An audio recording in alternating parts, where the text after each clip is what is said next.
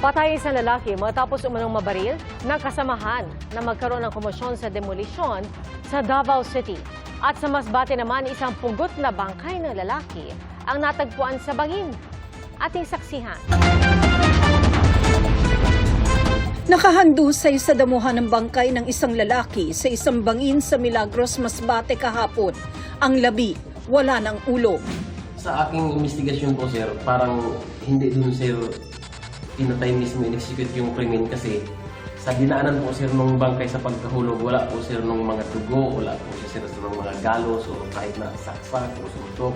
Labis ang hinagpis ng pamilya ng biktima dahil sa malagim niyang sinapit. Kwento nila, nabalitaan lang nila sa social media ang tungkol sa natagpuang pugot na may parehong paglalarawan sa mga tattoo ng kanilang kaanak na di pa nakakauwi mula noong Martes. Nakumpirma nila ang pagkakakilanlan niya nang nakipag-ugnayan sila sa mga pulis. Mabait at palakaibigan daw ang biktima na nagtatrabaho sa isang sabungan. Pinaghahanap pa ang ulo ng biktima kasabay sa investigasyon para matukoy ang motibo at pagkakakilanlan ng salarin.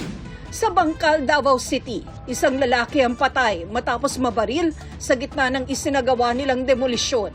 Base sa investigasyon ng pulisya, nauwi sa komosyon ng demolisyon kaya umano nagpaputok ang leader ng demolition team at tinamaan ng bala sa dibdib ang biktima. Kaning isa ka suspect nato nga nagdala og kanang unidentified firearms, iyang na nagpabuto siya gumikan kay na natrap siya sa isa ka alley diha sa maong lugar diha sa may bangkal mo tong nagpabuto siya and accidentally iyang na pusilan ang iyang kauban rapod nga nagdemolish illegal demolish sa maong lugar.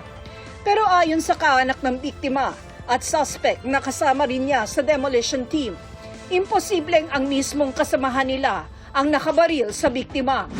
Pagka tigo sa gagaw baril, butak namin, naga namin, niya pagtuna mo, nawa siya na igo, kaya ang nagbaril siya, nakadaga na mapudgod. Hindi rin daw sa kanila ang na-recover na improvised firearm.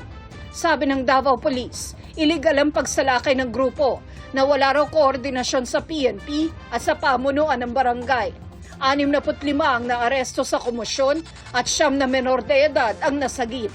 Pinaghahanap pa ang leader ng demolition team na itinuturong nakabaril sa biktima. Hinihintay pa ng PNP kung magsasampa ng reklamo ang mga kaanak ng biktima laban sa suspect. Pero posible siyang masampahan ng PNP ng reklamong paglabag sa Comelec gun ban.